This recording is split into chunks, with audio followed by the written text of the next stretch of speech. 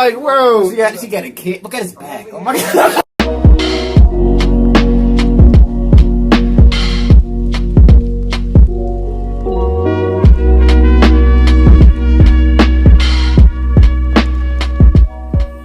Hey, what's up, y'all? Welcome back to another reaction. We're gonna be reacting to the rest of the biggest scam in the history of mankind. This is part 2 of the Mike Mulaney video. Sir, we had seen that you commented on the last video. Really appreciate that you checked out the channel and all that. I did not get to see what you had to say because YouTube deleted your comment before I even got to read it. YouTube deletes a lot of comments before I even get to read them. Before, that's just, there's been sense of whatever it is. The censorship or the shadow banning us, who knows? A little suspicious, but still here, still pumping out these videos for you guys. You still coming back, our main core audience. We really do appreciate you guys. You come back, like the videos, and you share the videos, all that. This right here is something that I feel like we all need to be aware of, and this is why I wanted to react to it as quickly as possible. And like I said before, this is something I gotta watch a few times so I can be able to fully grasp it. Mike Mulaney. The rest of your video here, we're gonna hop right into it. If you enjoyed the reactions, hit the like button, subscribe, and share. Let's hop right to the video. So once again, when currency is deposited in the banks get to lend it out, and then it gets redeposited and relent, redeposited and relent, redeposited and relent over and over again, creating bank credit all the way. And then This is where the vast majority of our currency supply comes from. In fact, 92 to 96% of all currency in existence is created not by the government, but here in the banking system. Now, massive amounts of currency spewing into society may at first sound like a fun idea. That is, until you remember one of the most important hidden secrets of money from episode 1, that the prices of everyday goods and services act as a sponge on an expanding currency supply. The more currency we have, the more prices rise. This is where inflation comes from. The true definition of inflation is an expansion of the currency supply. Rising prices are merely the symptom. So our entire currency supply is nothing but a couple of bucks whipped up in this hocus-pocus scam where the Treasury and the Federal Reserve swap glorified IOUs, and a bunch of numbers that the banks just type into their computers. That's it. That's our entire currency supply. It's nothing but a supply of numbers. Some of them printed, most of them typed, and there is nothing else. But if you thought that was crazy, get ready to enter the twilight zone of modern economics. We work for some of that currency supply. True wealth is your time, but we trade away moments of our lives, hour by hour, day by day, and year by year, for numbers that somebody printed on pieces of paper or just typed into a computer. Now those numbers represent our blood, sweat, tears, labor, ideas, and talent. We are what gives the currency its value. But here comes the really cool joke. We work hard so that we can save some of that currency, so that we can pay the tax collectors. In the United States, it's known as the IRS. They then turn it over to the Treasury so that the Treasury can pay the principal plus interest on that bond that the Federal Reserve bought with a check drawn on an account that has nothing in it. Now let's do a recap on this section because this is where the system begins to rob you. So these dudes can literally draw from a check that has nothing in it, but if I go to the bank, I gotta have something in my account in order to even get anything out of the bank. But these guys can create, well, the banks can create these large amount of numbers just because they're like, they're clocking off that interest and shit each time that someone may go to the bank and put their money into the system and shit like that. Look, the only real reason why I would want to, use money at this point for me is so I can be able to get my land. Like, that's just my end goal. Buy enough land or I can be able to sustain myself, grow my own food, possibly sell that food, I just want to be able to go back to that lifestyle to where you're just more interactive with what you're doing. It's more of a technique with the work. It's more of it's a lifestyle with the work because this is something you got to live in order to maintain. And that's something I would be very much willing to do rather than pretty much slave the rest of my life in order to inherit a currency which may not even be worth anything by the time I even get to the age where I want to settle down, the shit he's talking about, where eventually there's not even going to be enough currency to pay for the ever-rising debt. Any money I may have is pretty much going to be worthless by that time. So I don't know. When do people usually retire? 50, 60? But I don't know what money's going to be like by that time.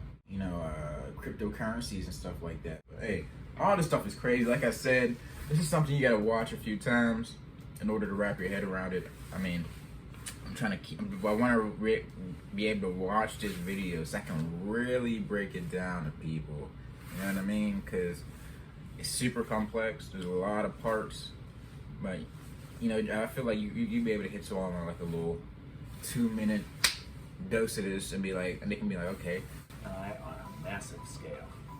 Much of our taxes are not used for schools, roads, and public services, but to pay interest on bonds that the Federal Reserve bought with a check drawn on an account that has nothing in it. The Federal Reserve is committing fraud. But here's one of the biggest secrets of them all. Before the establishment of the Federal Reserve, there was no need for personal income tax.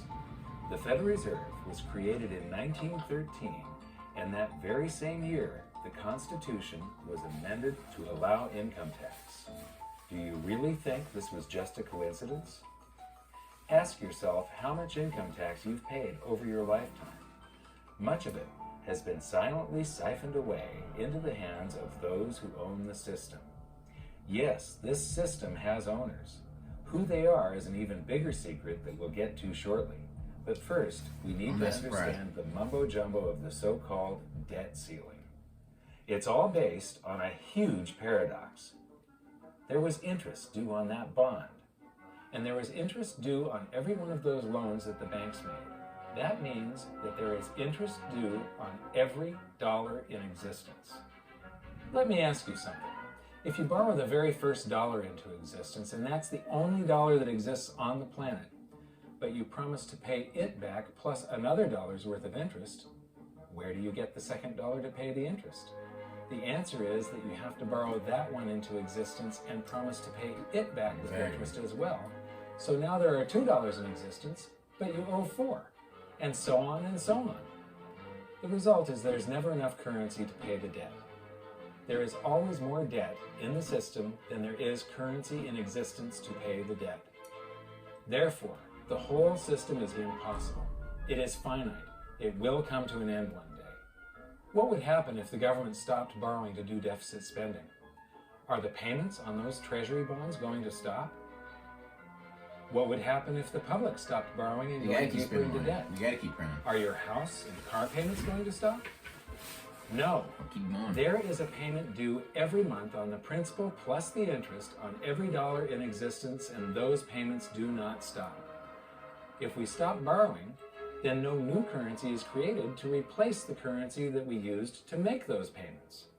Whether you're making a payment on a loan or paying tax to make a payment on a bond, the portion of the payment that goes to pay off the principal extinguishes that portion of the debt.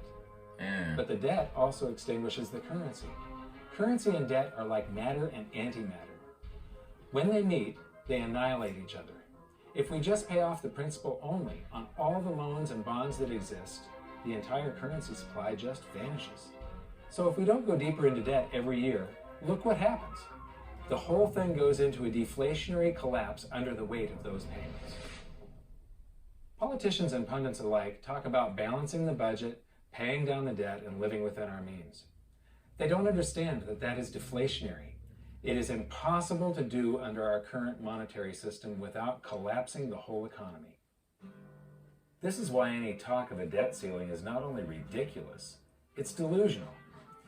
The system is designed to require ever-increasing levels of debt just to continue. And that's why politicians will always kick the can down the road and raise this so-called debt ceiling over and over again until the whole system finally collapses under its own weight. In other words, they don't want it to collapse on their watch. The Founding Fathers of the United States knew the dangers of central banking and fought to free themselves from this very thing. The Revolutionary War started out as a tax revolt, but now we must pay tax just to have a monetary system. Having just suffered through the hyperinflation of the continental dollar, which was printed into oblivion to finance the Revolutionary War, they understood the dangers of fiat currency and debt-based monetary systems. So to protect future generations from institutional theft and out-of-control government, they wrote into the Constitution that only gold and silver can be money for the simple fact that you can't print them.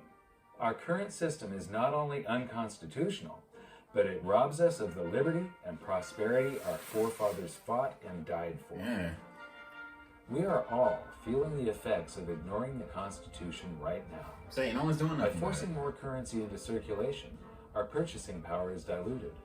Inflation is a slow and insidious stealth tax that is simply the result of this debt-based monetary system. This system empowers and benefits those who create the currency and receive it first, as they get to spend it into circulation before it has an effect on the economy. They're stealing purchasing power from you and transferring it to the banks and the government every hour of every day because of this false monetary system. Hey, it goes to show that the grand experiment of, like democracy and, the ability for self-righteous government was a good idea. But I think people have to remember that human history often repeats itself. United States has not been around now. It's not been around necessarily that long for the idea of the actual state in itself to change. I mean, think about it. Compared to other democracies that were around much longer, centuries even. I mean, I think the United States has been around for maybe 200 some plus years. Now I don't think we're necessarily seeing an absolute wane of the society or seeing a change in what kind of governance it is, but you can definitely see the change in the way the United States behavior as a country has changed over time, and a lot of that is due to different traumas: World War I, World War II. Two major events that kind of put us on a world scale and gave us the ability to kind of flex or pull back. Like I've seen in the last video, after the fall of the Soviet Union, we didn't really fall back. We decided to just keep and maintain our dominant position in the world in order to fucking to try to propel our own ideas and our own sense of growth on other nations, while demanding their resources and demanding them to buy off the dollar and to trade the dollar to boost our own currency and to boost our own economics back at home, which, like he says, eventually will lead to nothing because it's going to all collapse, because the debt that's owed would never be enough anyways, because the amount of currency that literally exists right now isn't enough to pay the debt. That's why every single president, he kicks the can down the road, man. It's easier that way. I mean, why would you want everything to collapse on you when it can be the guy in the future? You mean? I don't know. It's going to be interesting to see how these kind of events change the very fabric of what the world is right now. Because the way we're living, this is the new world order. This is the way it's been established after World War II, especially after the fall of the Soviet Union. And now we get the police state. And I grew up thinking that United States is as a police nation, it was kind of normal. We're everywhere, we're super powerful, and this was the way we work. I don't know, but just being able to see it from a different light is kind of weird, But hey, if you're enjoying this reaction, let us know in the comments. Mike Baloney. Really appreciate that you commented on the last video. I'm sorry that it got deleted and I didn't reply. YouTube, they're censoring us. They're hiding our videos. They're not really sharing this type of stuff. Because why would you want to educate the masses on stuff like this when you can continue to debt slave them and use them as fodder and cattle? I mean, I know. But yeah, if you're doing the reaction, hit the like button, subscribe, and share, man. It's the road to 10K subscribers. We'll see you next time, LBB.